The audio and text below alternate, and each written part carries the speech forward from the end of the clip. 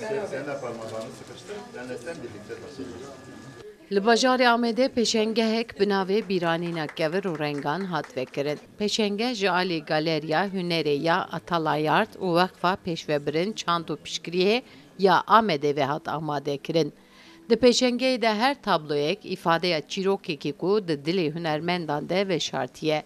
Ev pêşengeh mirov vedixwîne rewîtiyê ku reng û lêdanên firçeyê di nav dîwarên kevirî yên Qesra Cemîlpaşayê de ku di bîra çandiya Amedê de ciyekî girîng digire jinû ve zindî dibin. Hunermend û rewşenbîr bi berhemên di pêşengehê de armanc dikin ku bi yêkkirtina rabûrdû û niha kevneşopî û modernîteyê kevir û rengan pirek nû ava bikin. Bajarê Amedê bikin ciyê navenda çand û kulturê.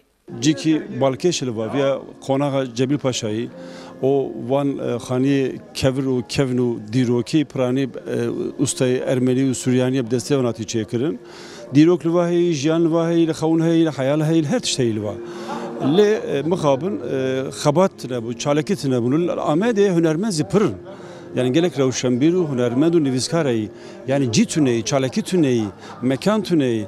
Loma nav sûrê gora min, nav sûrê gere tev çerçand û huner û nivîs û wene û em bêjim ji bo pêşengeya amade bibe. Ev sergî, ev pêşengê gelek tiştekî baş bû. Gelek Sûriyetê dewlemend û baş hebûn têdan. Ji Ukraynayê gelek dervazî rewşenbîr û hunermend hatibûn va. Ev pêşengeh ne tenê pêşengeha tabloyane. Ew di heman demî de bangekî ku meriv biriya hunerê bi kokên xwe ve girê dayibe. Rabûrdiyê jinû ve bi bîrbîne û hêviya pêşerojê di ciyek bîranînê de hilgire. Balê bikişînin guherînên ku hatine kirin. Dîroka me da Kela Diyarbekir, Burcên Diyarbekir pir girîng e. Vê çend salê derbas bûyî da pir guherî van burcê me.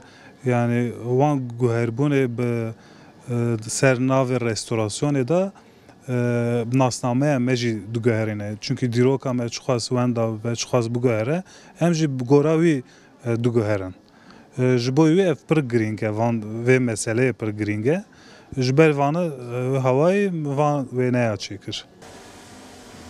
Di pêşengehê de sed berhemên 21 hunermendên ku ji dervê Tirkiyeyê û ên di nava Tirkiyeyê de hatine Amedê hatin nîşandan. Pêşengeh wê 4 rojan bi dome. Sevda Kaplan, Kurdistan TV, Amed.